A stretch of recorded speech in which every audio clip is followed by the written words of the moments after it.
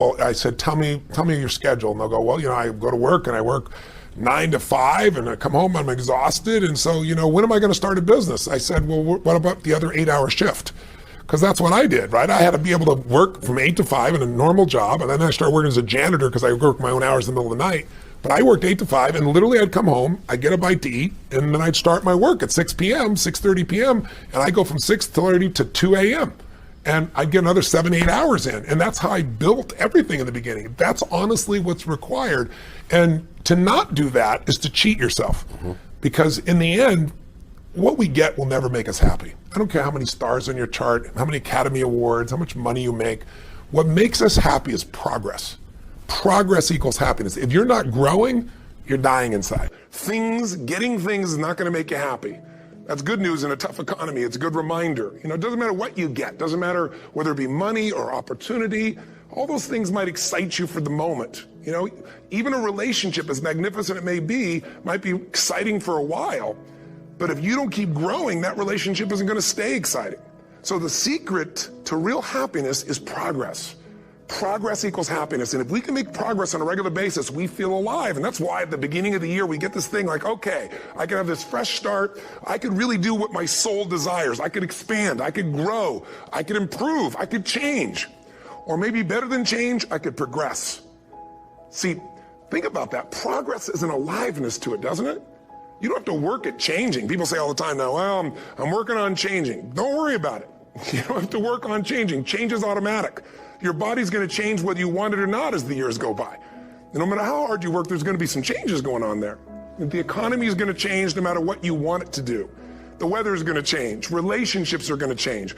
Everything in life is always changing. We don't have to work on change. Change is automatic, but progress is not. So if you want to make real progress, then you really got to look at your life in a different way. You got to say, I got to take control of this process and not just hope it's going to work out like people do who make a resolution. Because really, isn't that what they're really doing at the beginning of the year? They're saying, well, here's my resolutions for the year, and they really basically tell you their wishes. It's their wish list. It's what they hope it all comes together. And then they call it a resolution, but they don't know what a resolution is. When you resolve something, to have a resolution is to resolve it. When you've resolved, this is how it's going to be. That's when you cut off any possibility except the thing you've committed to. It's like the old adage, if you want to take the island, you burn the boats. Because when you burn those boats, there's no going back. You're going to find a way to make things work. And most people, they're stating what they hope will come together. And if it doesn't happen, then they're disappointed, but they're not too disappointed because they're not too vested. What does it take to successfully create a lasting change in your life? To not only have a New Year's resolution you follow through on, but really have a lasting change? Well, the first step for lasting change is very much like making a New Year's resolution. Fundamentally, it's the same. The first step is you got to have a vision for what it is you really, truly want. Not what you think you want or what you should have. I mean, what are most people's New Year's resolutions? I'm going to stop eating sugar. I'm going to stop smoking. I'm going to lose 10 pounds. The problem with that is it's not very inspiring for most people. It's not telling you what you're going to get. It's only what you're not going to do. And it's kind of hard to have you move forward with that. A vision is about what you're here to create. A vision that really works is one that excites you. If you say, well, my resolution, my goal, my outcome for this month, this week, this year is to lose X number of pounds, that's okay, but it's not very compelling. It has to be a compelling vision. It's got to have something that has the power to pull you, not something you have to push yourself to do. Those are two different kinds of motivation. Push requires willpower, and willpower never lasts. What will last is pull. Having something so exciting, so attractive, something you desire so much that you have a hard time going to sleep at night and you get so up early in the morning to rock it and take it to the next level. That's what you're looking to create. And that isn't easy to get. But one of the reasons we do seminars and events and we say, why do that? Why not just read a book or something? Is because when you get in an environment where you're with people that are being put in a peak state, like when you're going to a sporting event, if you watch a sporting event at home, it might have a certain level of excitement. But when you're in a stadium with 50,000 people, suddenly it has a whole different level of intensity. And we feel that. And the bottom line of our follow-through comes down to our emotional intensity. In a different state of mind, you're going to come up with a much better and a more exciting vision than if you're sitting on the couch going, okay, what are my new resolutions for this year? And you're doing it the morning after the new year has started and you're a little inebriated and the football game's on in the background probably not going to have the power of focus there, probably not going to have the power of the energy to create something that's going to pull you for this year. And you got to do that. So it's got to be a vision that's compelling, something that you know it's going to be a gift to make sure that it happens. And also, along with that compelling vision, you got to have strong enough reasons that you're going to follow through when the going gets tough. That's one of the biggest things missing for most people. They say, this is what I want to do. It's not very exciting, it's not very compelling, but most importantly, they don't have strong enough reasons to push themselves through what's going to be necessary to get that dream, to get that goal, when the inevitable challenges come up, when you're starving, hungry, and you're trying to go on a diet, right? When you got no time and you're stressed out and you haven't worked out still, and that's what you're supposed to do. When the economy gets tight and what you thought you're going to do doesn't work, and so you give up on the goal instead of finding another way to get there. You don't let the fear take you over if you've got strong enough reasons. Those reasons can be positive, or those reasons can also be negative. They can be, if I don't do this, this is going to cost me. And if I do this, this is what I'm going to gain in my life. Reasons come first, answers come second. If you get a compelling vision and you got strong enough reasons that will push you through the tough times, you're going to do things other people don't do. Instead of collapsing, even if you get off target, you won't go, oh, I blew it. You'll get right back on target, make the change, make things happen. And I know you've done this in many areas of your life. Just think about it again. I'm not teaching you something really new here today. I just want to remind you of what your soul knows. You got to change, you got to improve, and you got to go through a simple process fundamentally to make that progress. First step, vision that's compelling. Second step, make sure that there's strong enough reasons to follow through. Third step, you got to review it and feel it every day. I mean, anything. Have you ever had this happen in your life? Has there been anything in your life that you've ever wanted so badly? You were so desirous of it. You had such a hunger for it that you couldn't stop thinking about it. Could have been a career move, could have been when you were a kid, a car, it could have been a relationship, it could have been anything, but you were obsessed. You wanted to make this happen. You wanted to attract this to your life. You just wanted something. And you didn't even know how to get it. But it was so compelling to you. You kept thinking about it every day, envisioning it, imagining it, feeling it. And then stuff happened. And suddenly you started to attract people or situations to your life, and it just came together. Like, you didn't even have a total plan. It was just that it was so a part of your focus with so much intensity and emotion so often that it sensitized you to notice anything that could get you there. There's a part of your brain called the reticular activating system. For short, we call it the RAS. That part of your brain determines what you notice in the world. And it's really important because when you set a goal, when you get really clear on a vision, and there's strong enough reasons, and you review it enough, and it becomes a part of you, that part of your brain says, anything that relates to this, I need to notice. It's like, did you ever buy a certain kind of car or maybe a certain outfit, and suddenly you see that car everywhere, or those outfits everywhere? Well, you know, the cars were always around, but why do you see it now? Because your RAS knows this is important. This is part of my world now. Similarly, when you really get clear and it's compelling and you're reviewing it every day, got strong reasons, and you're reviewing it every day and you're feeling it, the brain becomes incredibly acute at noticing anything to get you to move forward. And so that's the power of this. So, you know, what do people do with a New Year's resolution? They come up with something they kind of want. It's not a compelling vision. They don't really have strong enough reasons, and they never review it again until they notice that they broke what they said they really want to make happen, because they didn't really resolve. If you resolve, you got the vision, it's compelling, you review it daily, and you feel it, you envision it, and you experience it. Simple as it sounds. Now, ultimately, what is this really about? Ultimately, if you're going to have lasting change in anything, you're really talking about just raising your standards. I mean, I always tell people, if you want to know how to change your life, I give it to you in 3 words, boring as it sounds: raise your standards. And what does that mean? Corny as it sounds. Raise your standards. Oh, thank you for the breakthrough thought, Tony. I'm glad I wasted my time watching this little email with you. But think about it. Lasting change is different than a goal. You don't always get your goals, but you always get your standards. Maybe it would help you is to think about it this way. I try to explain standards to people with a different set of words. Think of it as everybody in life gets their musts. They don't get their shoulds. Like, think about it. Most people have a list of shoulds, don't they? Don't you have a list of the shoulds, things you should do, you should follow through on? I should lose some weight, I should work out more, I should make more calls, I should respond more rapidly to my email, whatever, you know? I should get into the office earlier, I should be, more confident. Whatever your should list is, people love to have their should list be met, but it's kind of like New Year's resolutions. If it does, it's really exciting, but if it doesn't, which is most of the time, it's a little disappointing, but you kind of know it's not going to happen.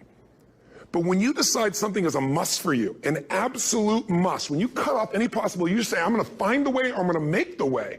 Human beings, when they resolve things, when they make a real resolution inside themselves, which is they raise the standard and they make it a must, they find the way. Think about it in your own life. Haven't you had some area of your life where you raised your standard and your life has never been the same? Maybe at one time in your life you smoked cigarettes, or you did something and you did it for years and you kept trying to change it and kept telling yourself I should. And then one day something happened. Something just clicked you over. Something took you over that kind of tipping point. And inside yourself you said no more. And it was a very, very different experience, wasn't it? Something inside of you shifted. And what was a should became a must, and you've never gone back. Is there an area like that in your life you can think of? Again, did you ever smoke cigarettes? Did you ever eat a certain way, drink a certain form of alcohol, and then finally say no more, and you just don't go back? And notice this, it doesn't really take any willpower anymore. Because somewhere when we make this click, when we make something a must, we attach ourselves to it. It becomes part of our identity. And one thing I've learned in the last, 33 years of working with people from now over 100 countries, 4 million people, is human beings absolutely follow through on who they believe they are. If you said to me, well, I'm really going to work hard to stop smoking, but I've been a smoker my whole life and I am a smoker. I know your days are numbered. You're going to be back smoking cigarettes again, because we all act consistent with who we believe we are. I tell people the strongest force in the whole human personality is this need to stay consistent with how we define ourselves. If you define yourself as somebody who is really conservative, you're not going to be crazy and act nuts unless you're really drunk or something, and then you can say it's the alcohol, when it's really just you finally getting permission to be yourself. The alcohol is your excuse.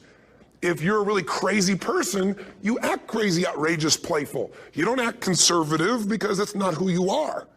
Very often people say, well, I can't do that. I'm not that kind of person. And I always say to people, really, when did you define yourself?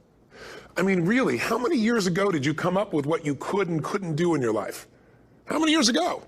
Most people, if they really look at how they're living their life today, it's based on a set of standards, a set of beliefs that they made choices about 10, 20, 30 or more years ago. I mean, very often we made decisions in our youth or very young about what to believe, about what we were capable of, about who we are as a person, and that becomes the glass ceiling, if you will, that controls us. There's a corny metaphor, but it's true. I remember one time I was with my family at the circus, and there was a person there, and they had this big, giant elephant. And you look at this elephant, and they take this little rope, put it around the elephant's neck, and they drive this stake into the ground. And I mean, you look at this, and you know that elephant could rip down the entire tent with almost no effort. And yet, the elephant doesn't struggle, doesn't try. Why? Because the elephant's conditioned. And they take that elephant and condition the elephant when it's a baby elephant. That's how they train them.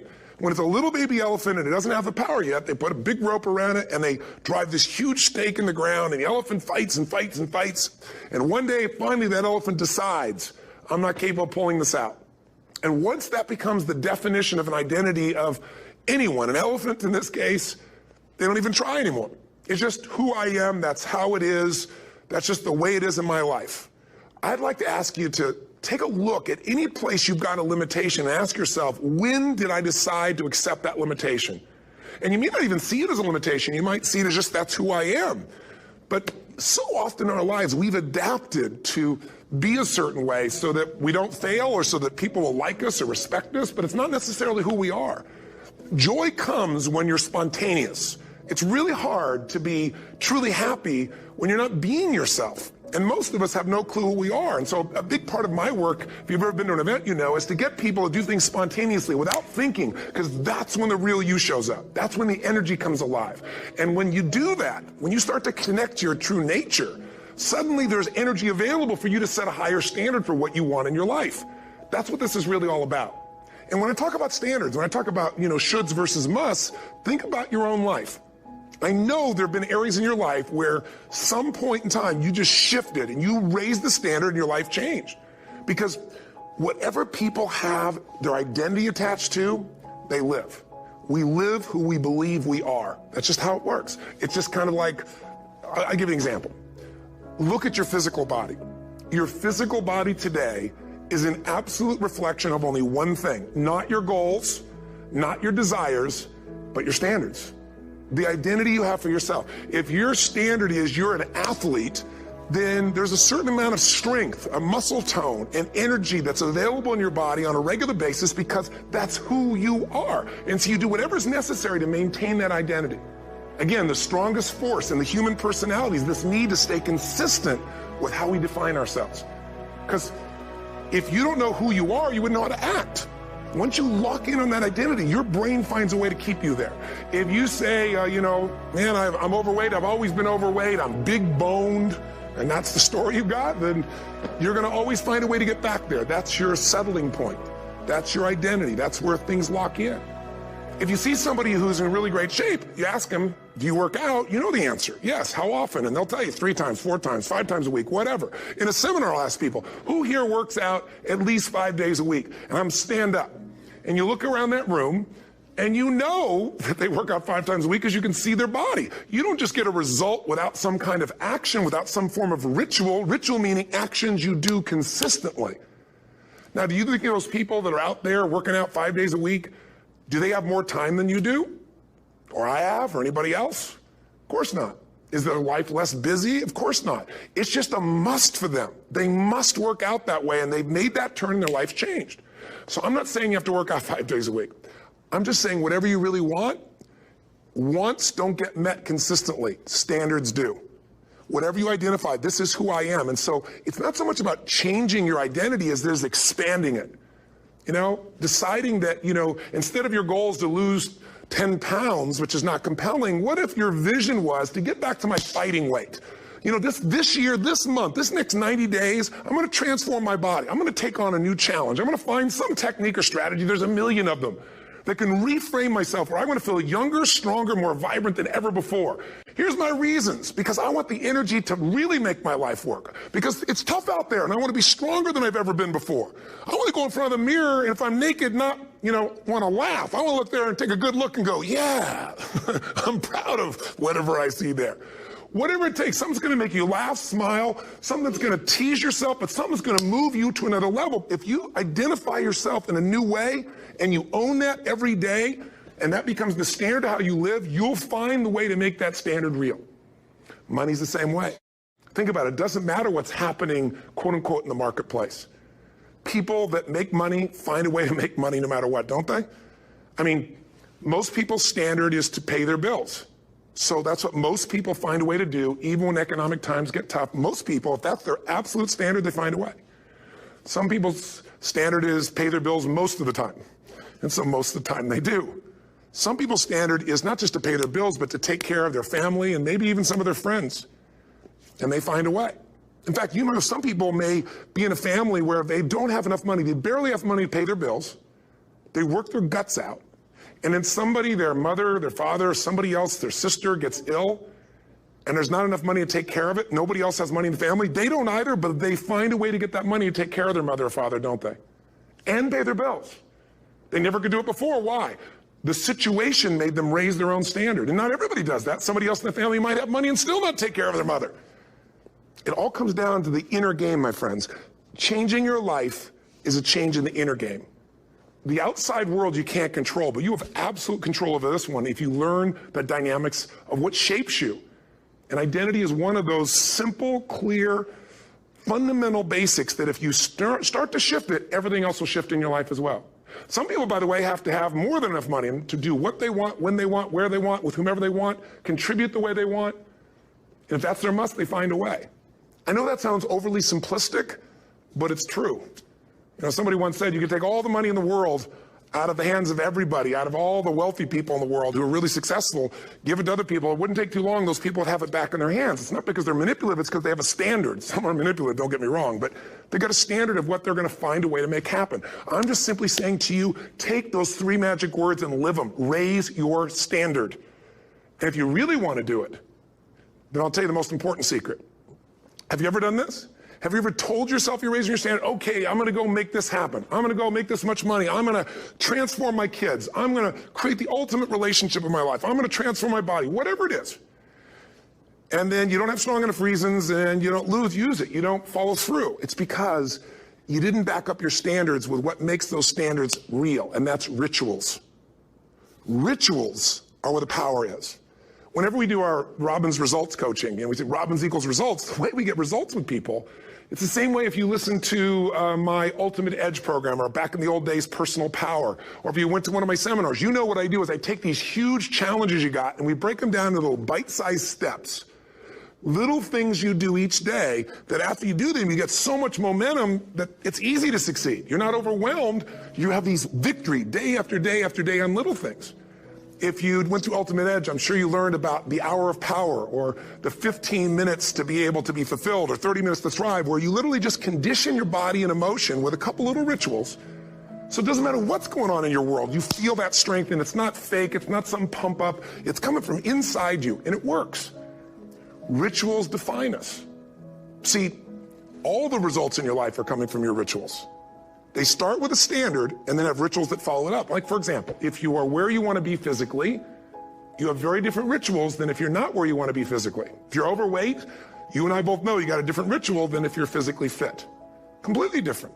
You get up in the morning, what's the first thing you do if you're fit? Your shoes are there, you roll over, doesn't matter how you feel, you put on your shoes, you lace them, you start walking, or whatever that ritual is.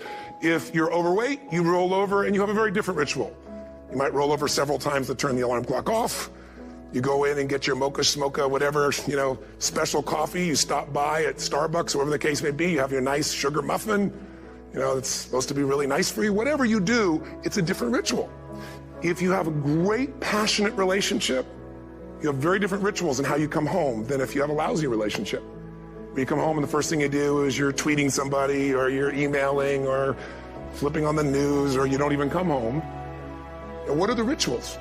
Whenever I study people that are successful, what I look for is what's the standard they hold themselves to? And then what are all those little rituals that add up? Because think about it. Success and failure are not giant events. They don't just show up. You don't just suddenly become successful or suddenly have this cataclysmic event that makes you fail. It may look that way, but failure comes from all the little things. It's failure to make the call. It's failure to check the books. It's failure to say, I'm sorry. It's failure to push yourself to do things physically that you don't want to do. And all those little failures day after day come together until one day some cataclysmic event happens and you blame that. That event happened because you missed all the little stuff. Do you agree with me? And success, by the way, is not some overnight event. It's all these little things. Success is having a vision. Success is making it compelling. Success is really seeing it and feeling it every day with strong enough reasons. Success is feeling the sense that I'm here to grow and I'm here to give something to the world more than just myself. Success is caring about other people. Success is calling and saying, I love you in the middle of the day for no damn reason. Or sending a note. That'll change your relationship. Have a ritual of something funny, playful, or a surprise you do. How many relationships are dead today because they have no surprise rituals anymore? You need to have some rituals, some cool things you do that nobody else does that gives you a better life than anybody else has. All the little stuff. That's where success comes from. In business, it comes from delivering more than anybody could imagine. All those little things add up. People go, wow, that's who I want to do business with. It's true in any area of your life. So if you look at somebody who's really successful and you think, wow, they're so amazing, they're such a genius, you got to dig underneath and you got to remember something. People are rewarded in public for what they've practiced for years in private. Myself and my business people say, how do you get up and speak? And you have no notes and you go for 3 days and nights and the room is like, everybody's wired and it's incredible. It's like a rock concert. How do you do that? How do you have that confidence? Oh, it's not confidence, it's experience now. But I did so much behind the scenes and I still do to make things right. How many people would know that since the time I was 17 years old, before I walk out on stage, still do to this day, wouldn't need to do it, but I still do it, I never walk out there without being in an absolute peak state of mind. There are days my back is hurting, my throat was hurting, or I may have had a challenge, or my father passed away, and I've still got to deliver for these people because my standard is give my all every time. Every event has to be better. Talk to anybody who's been to our events for 5, 10 years, some of our trainers, and I'll say, I don't know how he does it. He always finds a way to make it better. That's not an ego thing. That's a standard in me. I have to find the way. And my ritual, though, is I prepare, I think, I gather new information, I figure out how to put something across better. What do people need? I spend time with our customers. I see what's going on. And before I get on stage each time, I have this little ritual. to put myself in a state of mind. And I did it starting like 17 years old. I started doing it. I'd say, I now command my subconscious mind. And I say this out loud several times, this little phrase, set of phrases, as an incantation to kind of condition my mind and body. And I'd say, I now command my subconscious mind to direct me in helping as many people as possible today by giving me the strength and the emotion and the humor and the brevity, whatever it takes to show this person and help this person change their life now.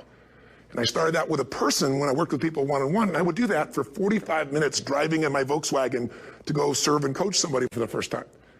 Now I don't say that person, I say these people, and I can go out in a room of 10,000 people and deliver for 50 hours, and I do it every time I come back on stage. It's a ritual to go into peak state. Peak states don't just show up, they don't interrupt you. Great ideas don't interrupt you, you gotta pursue them. I talked to Michael Jordan, I'll never forget, at the peak of his career, and got to watch his final game, saw him backstage and spent some time with him, and it was a pretty exciting time. He was the greatest basketball player I think that ever lived and has ever lived. And I asked him, I said, what sets you apart, Michael? What is it? And is it God-given talent, ability, skill? What is it? And he said, Tony, he said, I can shoot you straight. It's not, me trying to act humble. He goes, I have a lot of talent, a lot of God-given talent, a lot of skill. I've worked really hard. But he said, really, it's my standards.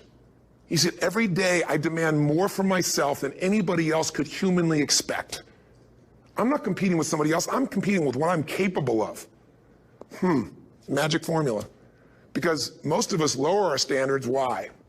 Because who you spend time with, my friends, is who you become.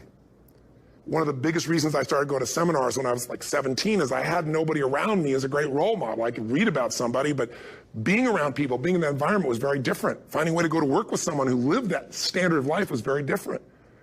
You get around people with low standards and you compete with it. You don't need to compete with it. It's like, okay. Remember Jerry Springer? I don't know if he's still in the air, but I remember he used to get people on the show and I thought, where would he find these people? And why would people watch? I'll tell you why they watch. They watch these people and go, my life's still pretty darn good compared to that person. Look at them. You don't have to change your life. All you have to do is find somebody with a lower standard and you'll feel good about yourself. But if you feel that good feeling, it's an illusion. The only thing that's going to make you happy, my friend, and this year or any other, is to step up. It's to raise the standard. It's to discover what you're capable of and feel that incredible power of pushing through whatever's holding you back and get to the other side of more of your true self. That's what this game's all about. And look at the best of the world in anything. Tiger Woods, what's his vision? To win golf tournaments? No, to be the best that ever lived. That's his goal. That's his vision. But here's what's interesting. He backs it up with rituals. If you just have a vision and you don't have the rituals, stop lying to yourself. His rituals are, he started doing things nobody did before. He went and started lifting weights. Golfers lifting weights? No way. He went out and he changed his swing when he was the best in the world because he realized in order to be the best that ever lived, he's gonna have to change his swing. If you know anything about golf, you don't change your swing when you're the best. And he went and retrained himself because he has different rituals than other golfers. Now many people are modeling his rituals to get better. It's amazing. You look at somebody like Michael Phelps, the 2008 swimmer, won 7, only 2 people, I think, in history, if I remember correctly, that have gotten 7 gold medals in one session. And here's a guy, he's got number 6 under his belt, and he's exhausted, and he's going in for that final swim. I'm sure you remember. And how does the guy win? By 1/100th of a second. Do you think that was some massive skill that got him over the top? Or was it a standard that says, this is who I am? I am the champion, and no one is taking this from me?